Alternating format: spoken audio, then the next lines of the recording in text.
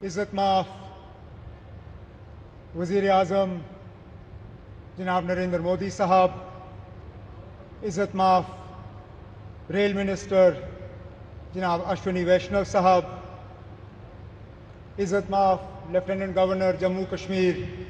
जनाब मनोज सिन्हा साहब, इज़्ज़त माफ़ MOS PMO doctor Jitendra Singh साहब, इज़्ज़त माफ़ MOS रेलवेज़ जनाब सोमन्ना साहब, इज़्ज़त माफ़ डिप्टी CM जम्मू कश्मीर जनाब सुरेंद्र चौधरी साहब, इज़्ज़त माफ़ मेंबर पार्लियामेंट जुगल किशोर साहब, इज़्ज़त माफ़ leader of opposition JNK assembly Sunil Sharma साहब, यहाँ पे आए हुए भाइयों बहनों बुज़ुर्गों, वज़ीर आज़म साहब, इसको किस्मत कहिए, मुकद्दर कहिए, बीच बीच में जब कभी रेल के कोई बड़े प्रोग्राम हुए तो कहीं ना कहीं मेरी खुशकिस्मती रही है कि उनके साथ मुझे जुड़ने का मौका मिला। पहली बार जब अनंतनाग रेल स्टेशन का इनॉग्रेशन हुआ उसमें, जब बानिहाल रेल टनल खुला उसमें, और मेरी शायद पहली हुकूमत का आखिरी प्रोग्राम ठीक इसी जगह आपके साथ 2014 में। और इत्तेफाक की बात यह है वज़ीर आज़म साहब कि उस प्रोग्राम में 4 लोग शामिल थे, 4 आज भी इस स्टेज पे आपके साथ बैठे हैं। आप उस वक्त पहली मर्तबा वज़ीर आज़म बने थे, इलेक्शन के ठीक बाद आप यहाँ आए और आपने माता की कृपा से यहाँ कटरा रेलवे स्टेशन का इनॉग्रेशन किया। उसके बाद लगातार 3 बार इलेक्शन जीत के आप वज़ीर आज़म इस मुल्क के बने रहे। आपके साथ आपके MOS PMO doctor Jitendra Singh साहब, वो भी उस प्रोग्राम में मौजूद थे। यहाँ तक कि हमारे माननीय लेफ्टिनेंट गवर्नर साहब मनोज सिन्हा साहब उस वक्त MOS रेलवेज़ की जिम्मेदारी संभाले हुए थे जब यहाँ कटरा रेलवे स्टेशन का इनॉग्रेशन हुआ, और ख़ुद मैं वज़ीर आला के तौर पे मनोज सिन्हा साहब की अगर आप देखें तो माता की कृपा से प्रमोशन हुआ, मेरी अगर आप माने तो थोड़ा सा डिमोशन हुआ। मैं रियासत का वज़ीर आला था, अब UT का वज़ीर आला हूँ, लेकिन मान के चल रहा हूँ कि इसको दुरुस्त होने में अब ज़्यादा देर नहीं लगेगा और आप ही के हाथों जो है दोबारा जम्मू कश्मीर को जो है रियासत का दर्जा हासिल होगा। वज़ीर आज़म साहब, इस रेल के ख्वाब बहुत लोगों ने देखे, यहाँ तक कि कश्मीर को बाकी मुल्क के साथ जोड़ने का ख्वाब अंग्रेज़ों ने भी देखा था, लेकिन वो पूरा कर नहीं पाए। उनका ख्वाब था कि उड़ी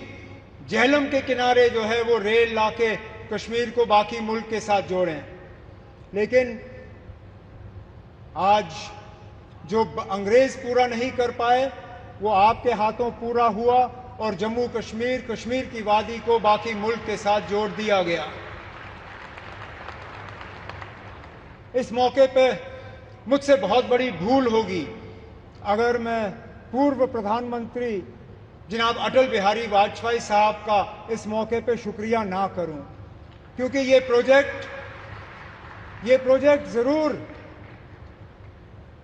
1983-84 में इसका संगे बुनियाद रखा गया, और मैंने पिछले दिनों मीडिया को हंसते हुए कहा कि जब ये प्रोजेक्ट शुरू हुआ मैं 8वीं क्लास का बच्चा था।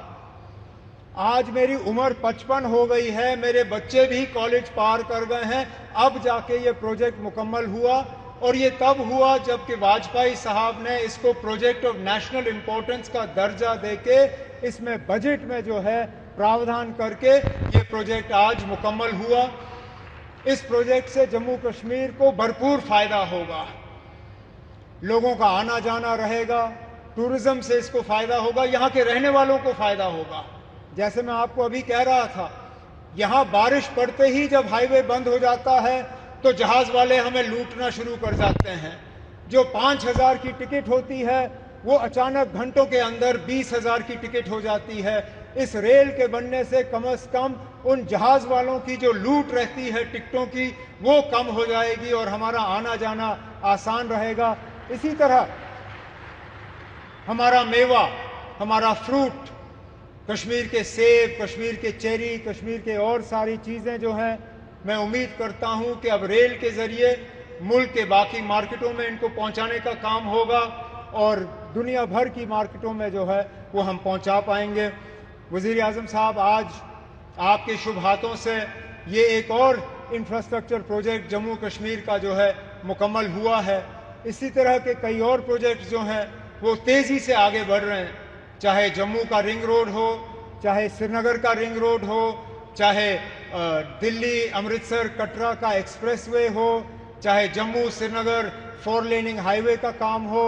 जम्मू एयरपोर्ट के एक्सपेंशन का काम, श्रीनगर एयरपोर्ट के एक्सपेंशन का काम, जम्मू ये रेलवे के नेटवर्क का एक्सपेंशन, इन सब चीज़ों को जो है तेज़ी से मुकम्मल करके हमारा पूरा